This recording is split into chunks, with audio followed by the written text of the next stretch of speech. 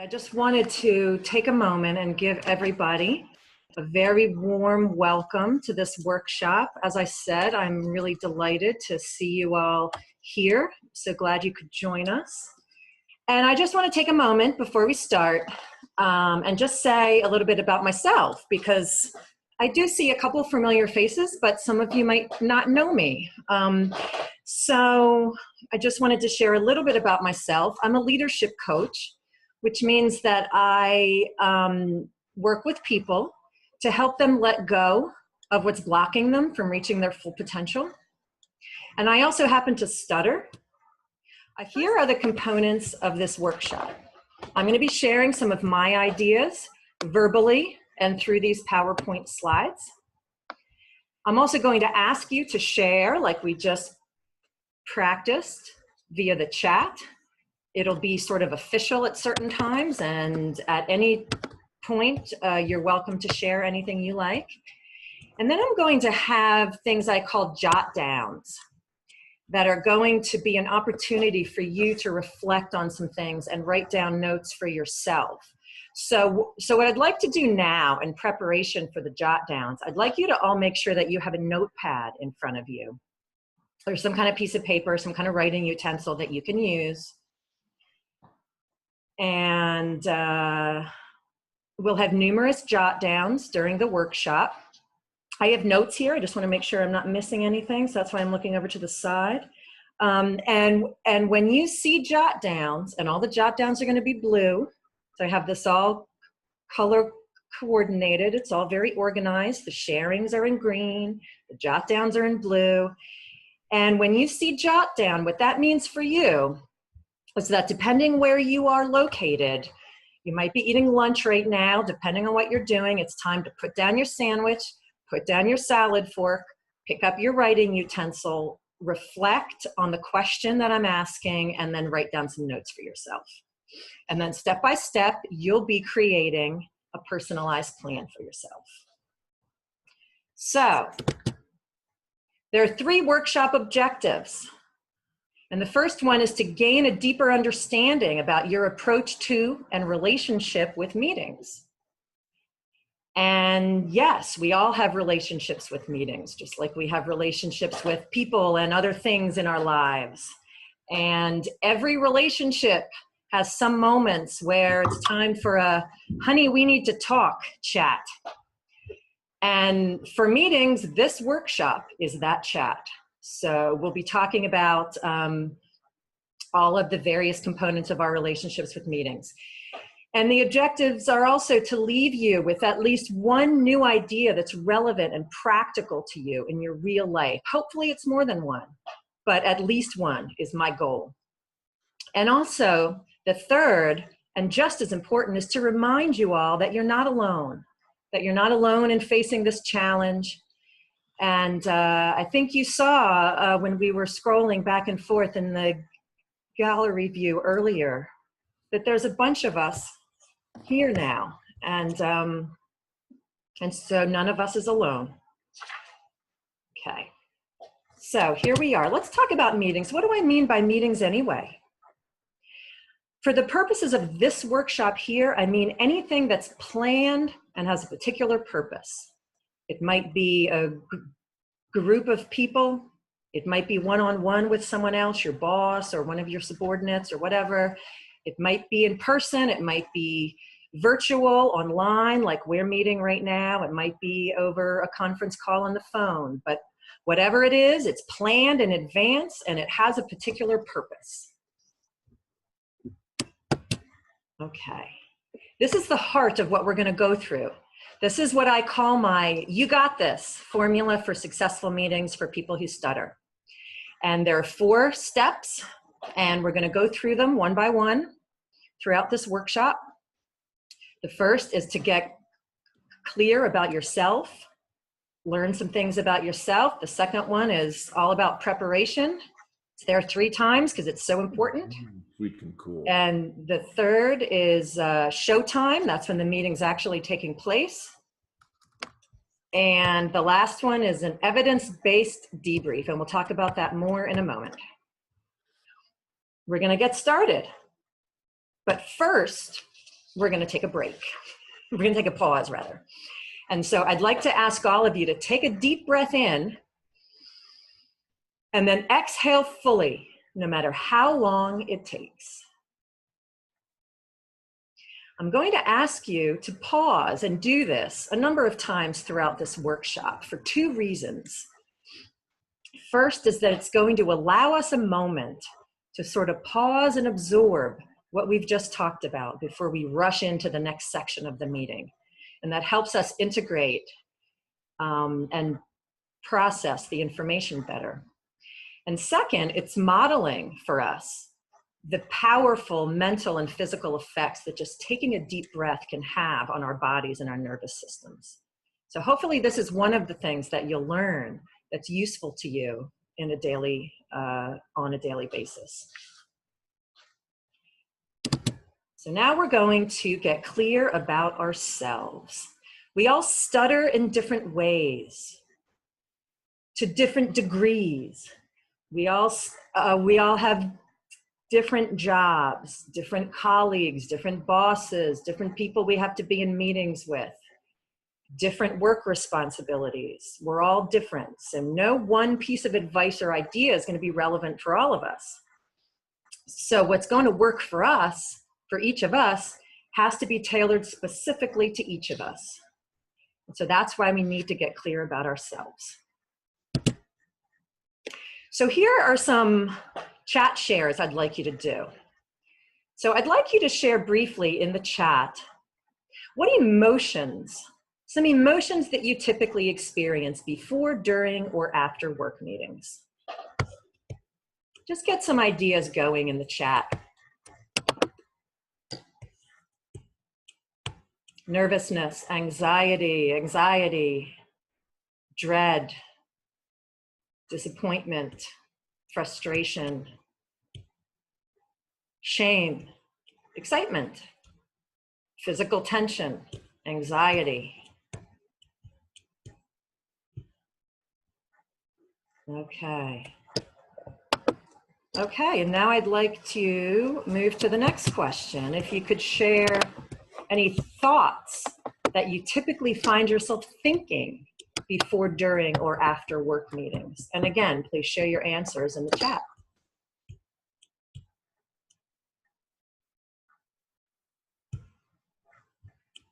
Worried about introducing myself. Keep calm, you got this. Will I be fluent? Uh-oh, I just stuttered, oh my God. Will I have to say my name? Why did I say it like that? I wish I had added this.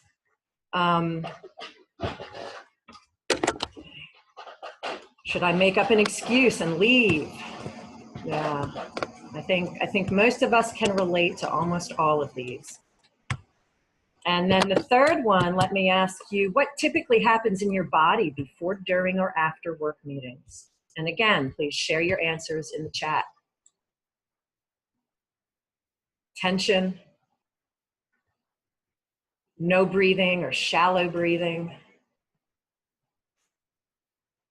nervous tension, sweaty, exhaustion, tension, tightened chest, anxiety attacks, out of breath, headache, tiredness, sweaty palms. Yeah, I want to thank all of you for being willing to share these, because this is hard stuff. Negative feelings.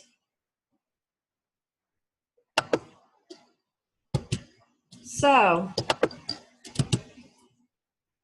just a recap of all the responses, emotionally, mentally, and physically. We experience a lot of difficult things, don't we? Anxiety, fear, shame, tension, heart racing, sweaty palms, worry about whether you'll be able to say it, all that anguish. Oh my God, should I say it? Shouldn't I say it? Oh my God, I said it, but it didn't come out how I wanted. It's pretty difficult.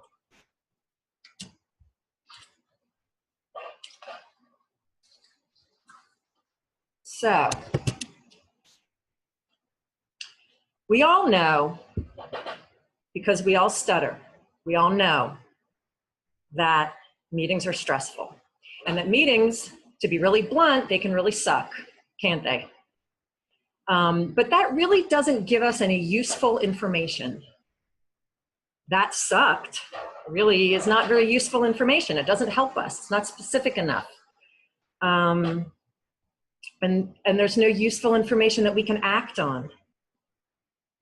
So this here is a list of things that I came up off the top of my head in about 2 minutes. It didn't take long at all, as I'm sure you can relate to.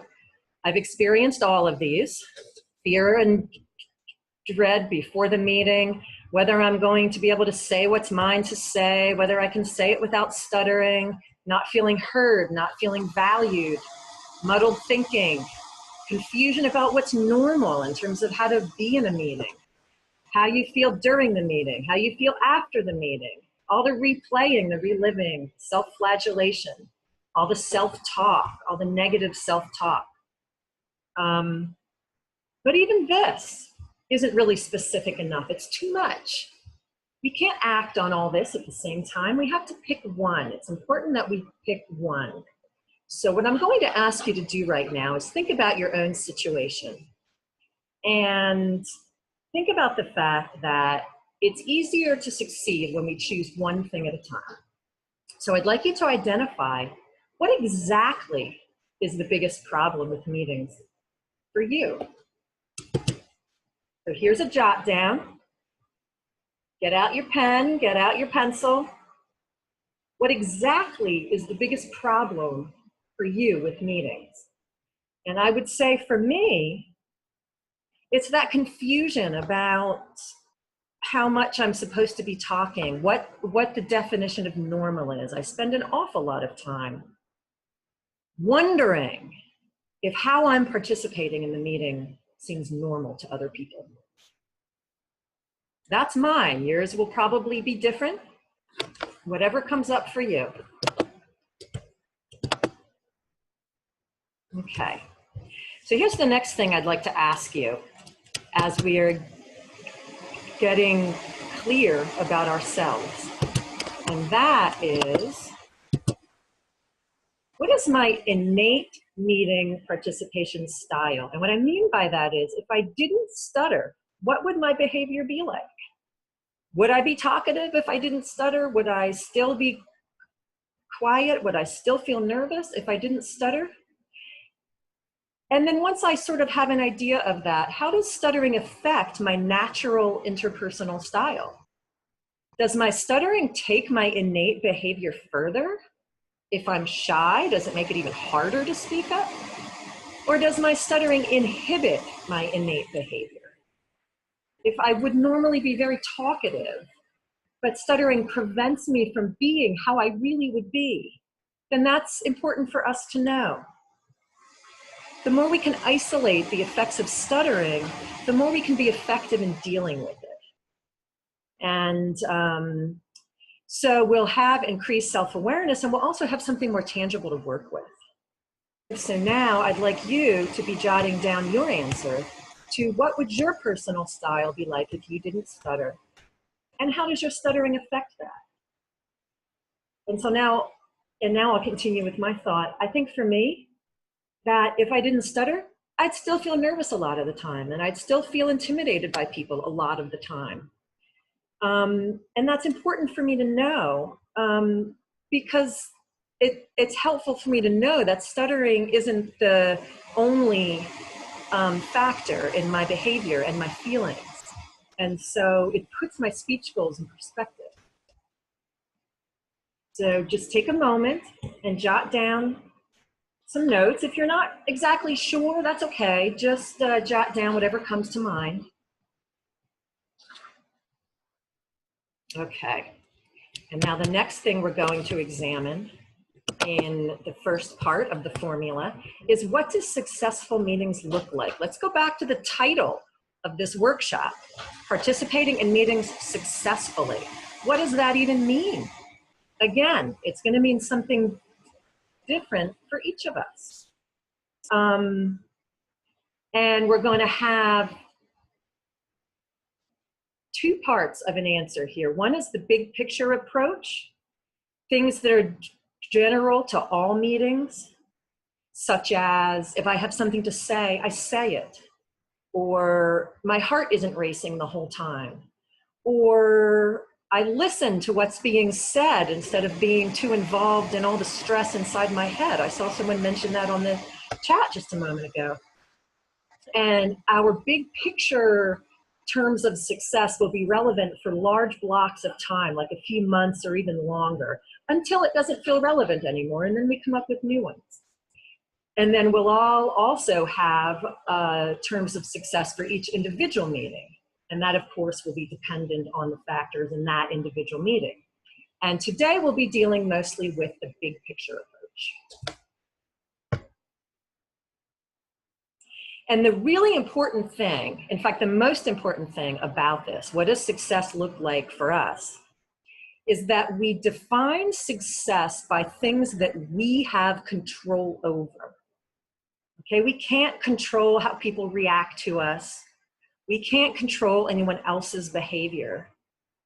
We can only control our own choices and our own behavior. And so that is what we are talking about when we're talking about successful meetings. We're talking about our own choices, our own behavior, things that we have control over. So again, I'd like you to, this is another jot down. What do successful meetings look like for you in the big picture? For me, mine is that I contribute value to the discussion.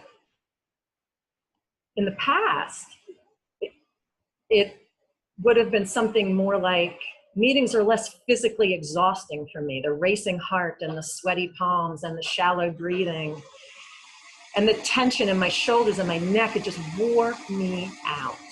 That's where I would have been in the past. So whatever comes up for you, just jot down some notes. Okay, now it's time for another pause. We're going to move on to the next component in the You Got This formula for successful meetings. But first, we're going to take in a deep breath and exhale fully, no matter how long it takes.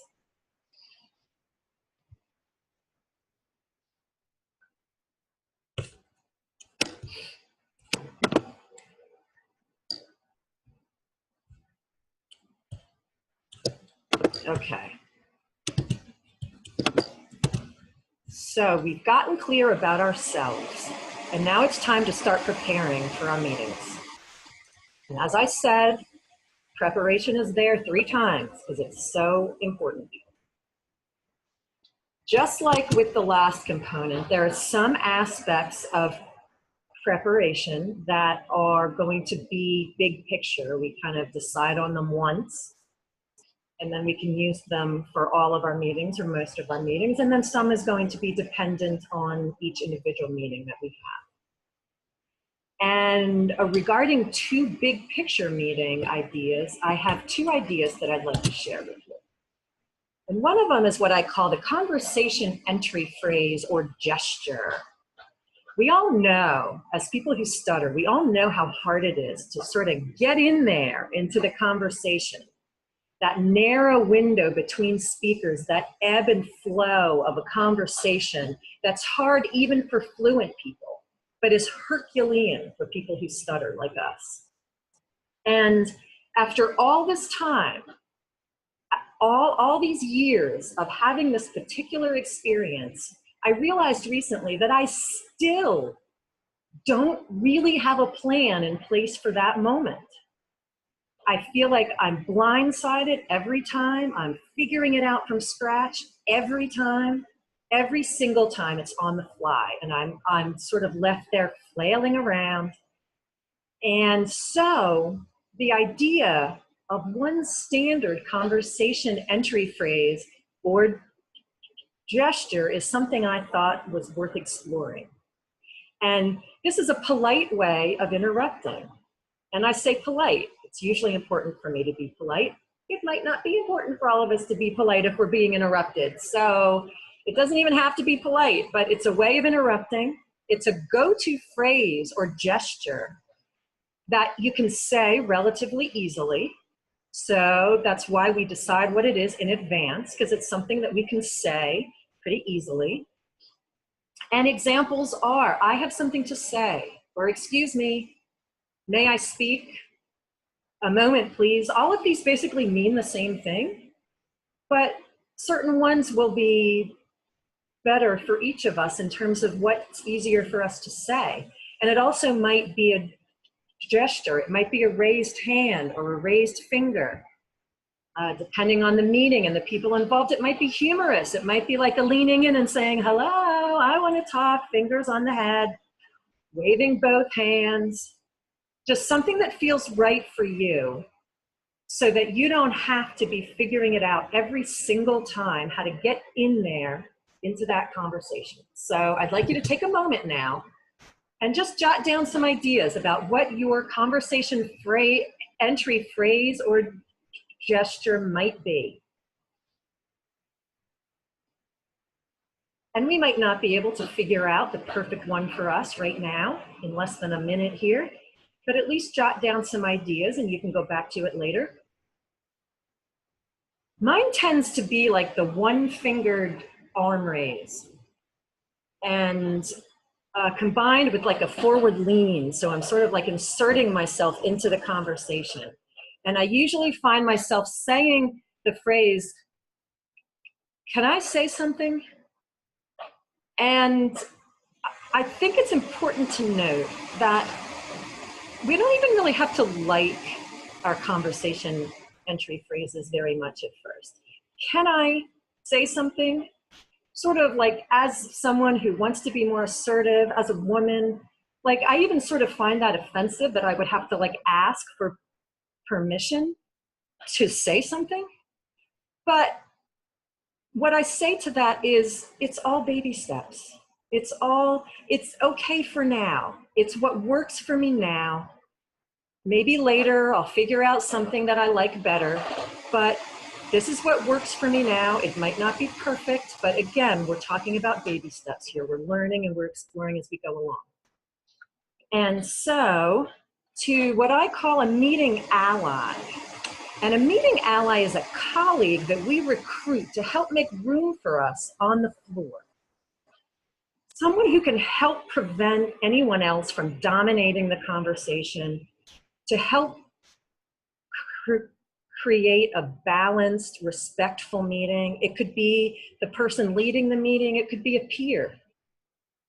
This idea was inspired by an event that I went to recently on it was a women's leadership event. And there was a young woman talking there about how hard it is for her to be heard sometimes in important meetings and how she gets talked over and just, you know, and that she has an older woman who when she's at these same meetings will make a point to say, excuse me, I don't think what's her name was finished yet.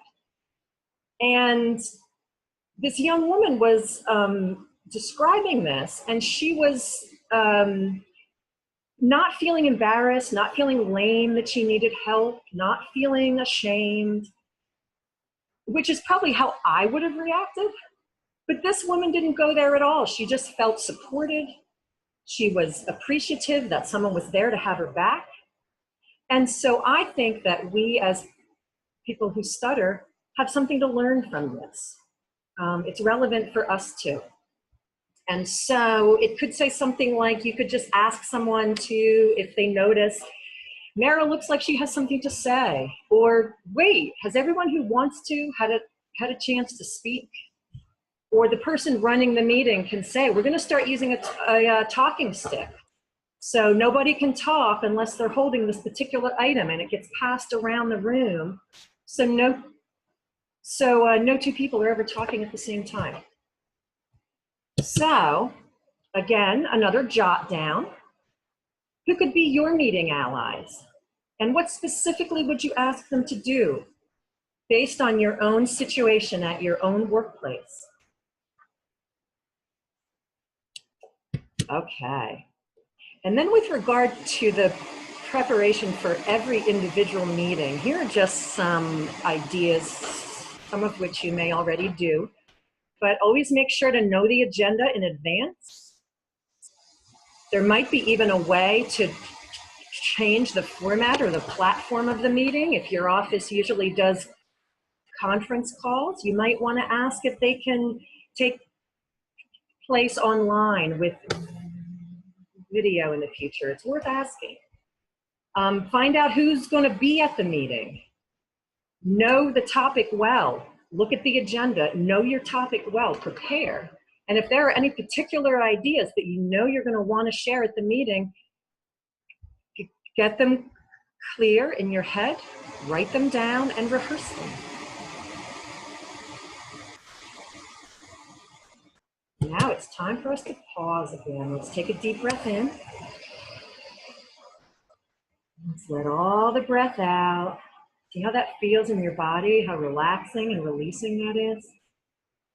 So we've gotten clear about some things that are unique to us, and we've thought through some of our ways of preparing for meetings.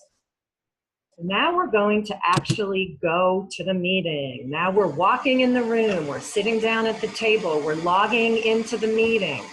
Showtime, as I call it.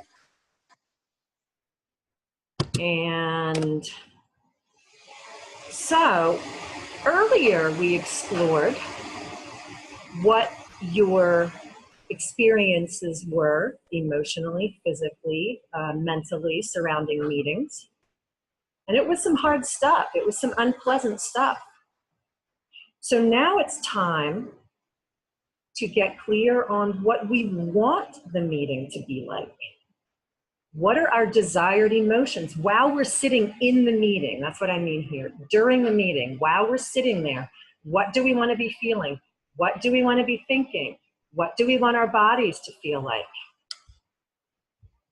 So courage, calm, enthusiasm might be some of the emotions. I belong here. Or just, this is interesting. I'm engaged in the topic. Those might be the thoughts you want to be having. Or you might want your body to feel loose and relaxed, energetic, enthusiastic. So now it's your turn. What emotions do you want to be feeling during the meetings? What thoughts do you want to be thinking? And what do you want your body to be experiencing? A natural feeling. I see Arthur just shared. I like that. Okay. So now that we sort of have a sense of what we want to be experiencing while the meeting is taking place, now we're going to find a way to evoke those emotions, thoughts, and physical experiences that we want.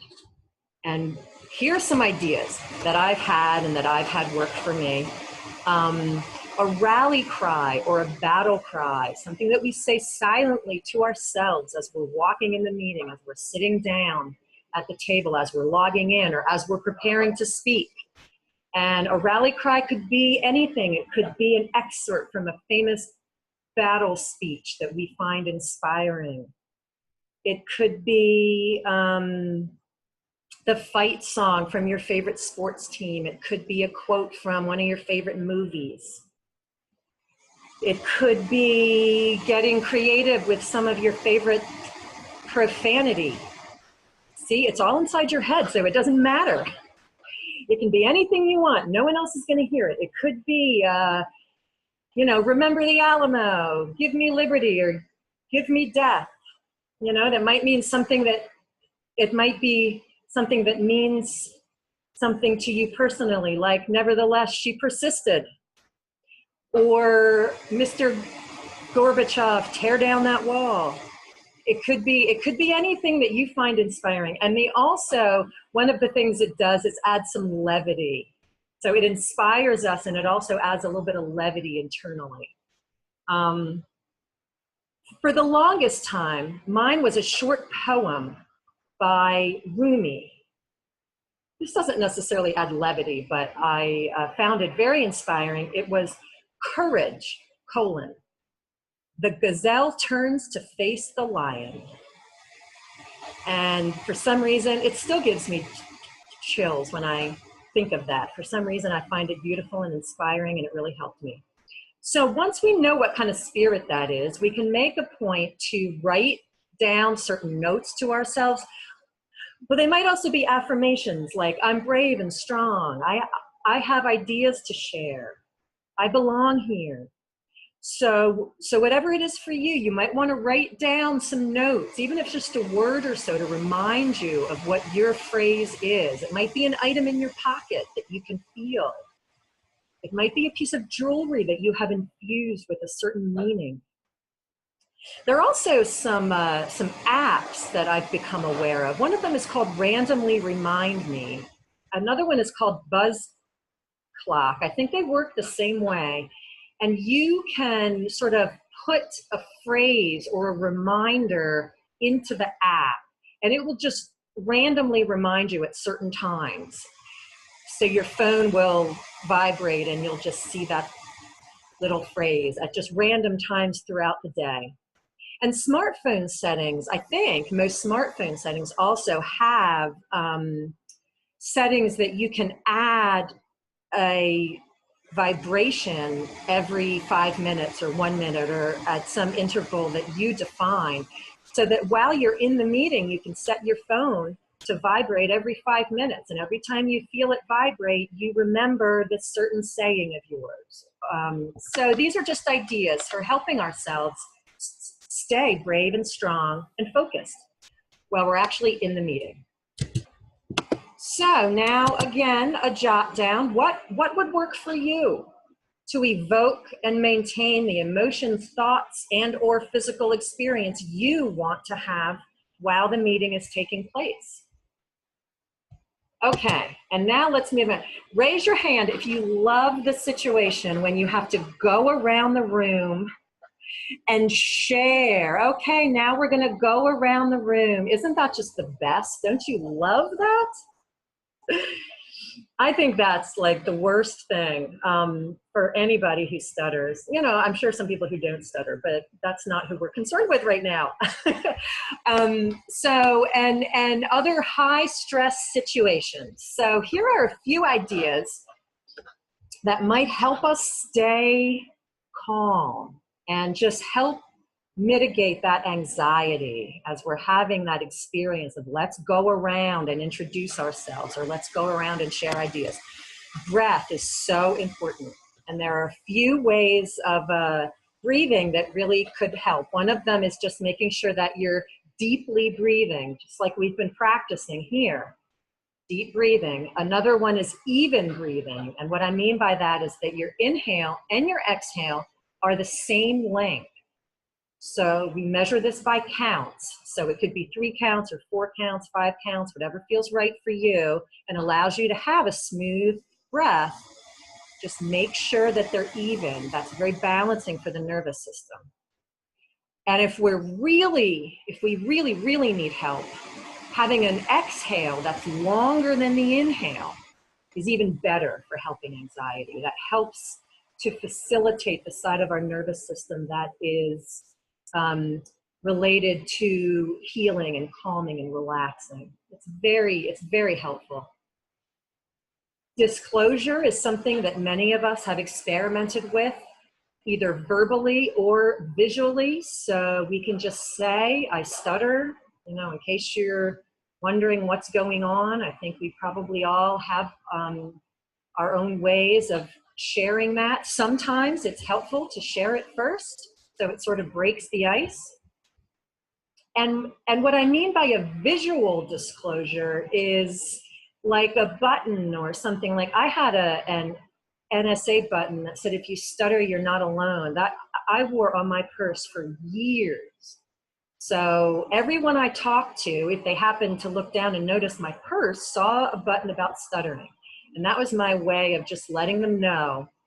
And so that's another form of disclosure. You could put a little sign up in your cubicle or in your office or something that mentions stuttering. That's going to alert people to what's going on. And the other one is just to be proactive. Now, this is going to seem pretty counterintuitive, but what I mean by this is if someone says, okay, like we're going to all share, like whatever, who wants to go first? Okay. Now, none of us want to go first. I know that. None of us want to go at all. But going first, being proactive is a really courageous way to take the bull by the horns. The best defense is a good offense, right? So we're in control, and we can maybe just allow our arm to shoot up before we even know what we're doing. And then we get it out of the way and we're done. And then we can relax and let everybody else be nervous as they go around. So these are some strategies that might be helpful for that particular situation or any other really high stress situation. Okay, we're gonna pause again. Deep breath in, exhale fully no matter how long it takes.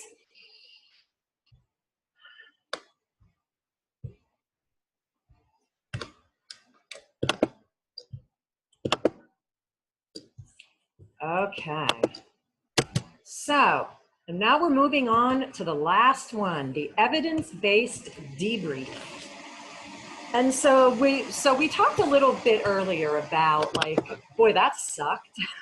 Something is not really a very helpful assessment for a meeting, or, I'm hopeless, or it's not fair, that went horribly. Those are things that we've probably all had, all reactions that we've probably all had at certain times after meetings. But not only are they negative and damaging to our psyche, they're also not very helpful in offering us information about what we can do differently next time.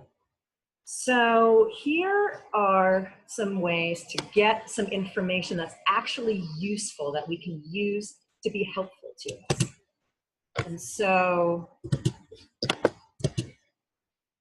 the first one is we're going to revisit the terms of success that you defined earlier. What are my big picture terms for success as defined earlier?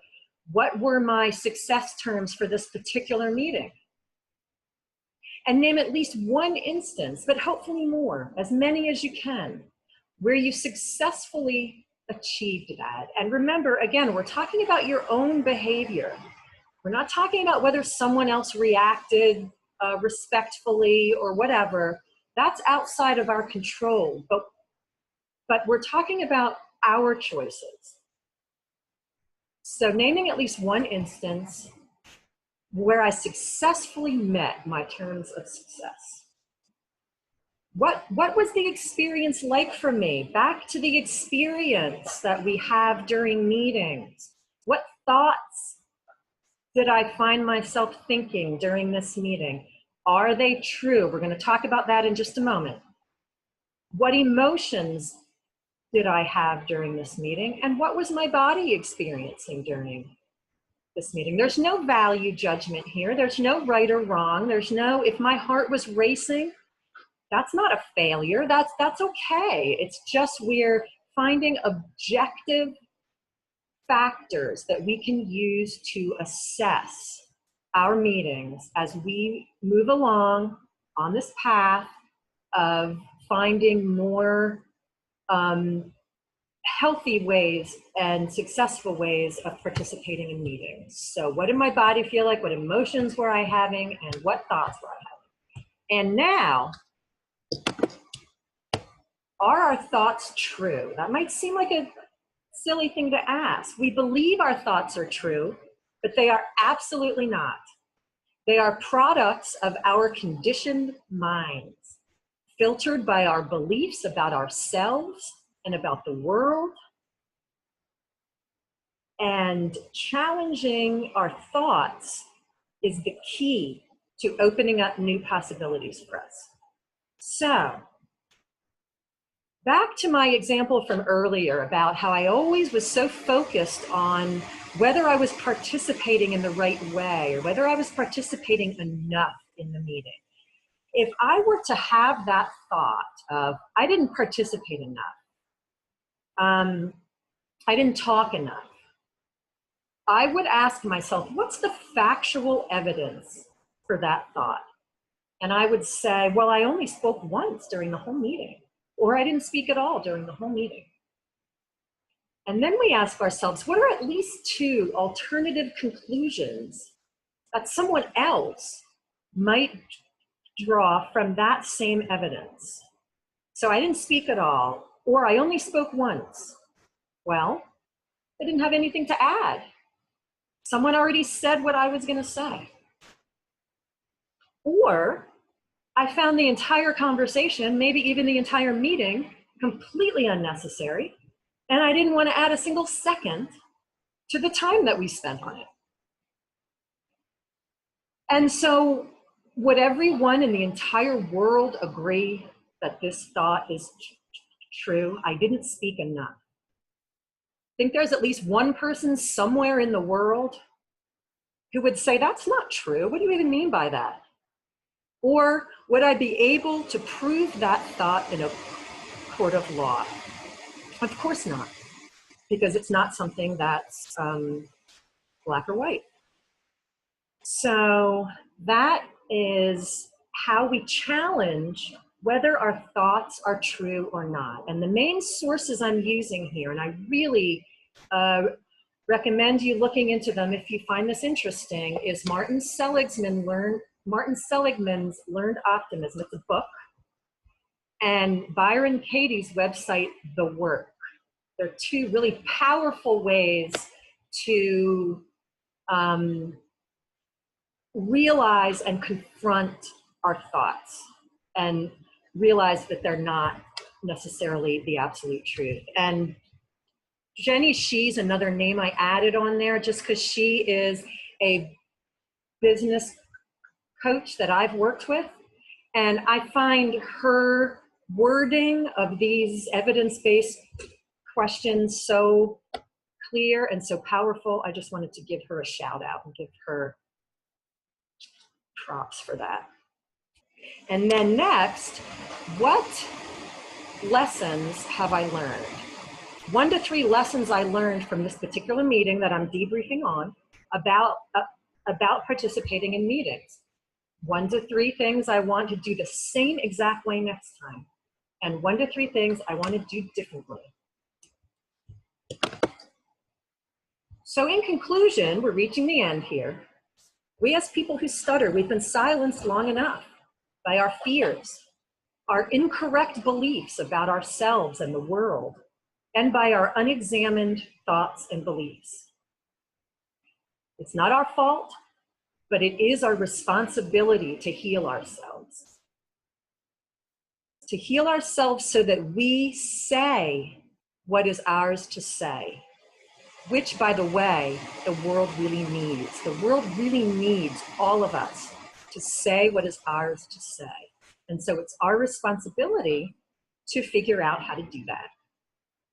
And when you follow my You Got This formula for successful meetings, you'll begin to shift how you approach meetings, and your relationships with meetings will change for the better.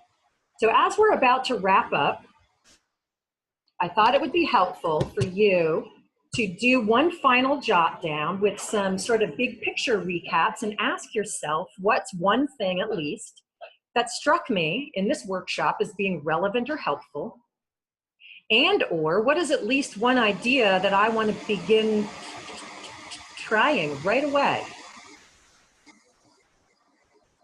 So if you have found these ideas helpful and you'd like to apply them, some or all of them, I've created a resource for you to help you do this. It's a comprehensive but simple checklist that includes all of the concepts we talked about today. And you can use it to make it easier to prepare for meetings successfully. And so you can sign up to have it sent to you at this link right here. Okay, so anyway, I'm going to stop the screen share. I'm going to come back to just me. And I'd also just like to say once again to thank each and every one of you for coming and for being a part of this. Stay tuned for news about our next meeting, like I said, which will take place in March. And this recording will also be available on the job seekers page of the NSA website, which if you don't know that, I really recommend that you check that out. If you want to discuss job issues one-on-one or practice interview skills, it's got a lot of resources. Again, it's on the NSA website, which is westutter.org, and you can find the job seeker page. And Pam, if there's anything more you'd like to say about that. Yeah, you did a great job plugging that. Thank you very much. If anybody would like to discuss further any of the ideas that were discussed here with somebody from the Employment Advocacy Committee, you can sign up for that as well on the Job Seekers page. And Mara, on behalf of the National Stuttering Association and the Board of Directors, I would just like to say thank you so much for offering this webinar for us, and kudos to you on a job well done. So, thank you for this opportunity. And one thing that I'd like to do that I think is a little bit fun, as we say goodbye, and I wish you all a wonderful day, is after asking all of you repeatedly again and again to mute yourselves. Now I'd like to ask you all to unmute yourselves, and let's just take a moment and say goodbye to each other, and just have a group goodbye. Thank you for coming. Goodbye. And hope to see you at the next one. Take care, everybody. Have a wonderful day. You too, Mara. Bye for now. Thank you. Bye-bye. Thank you.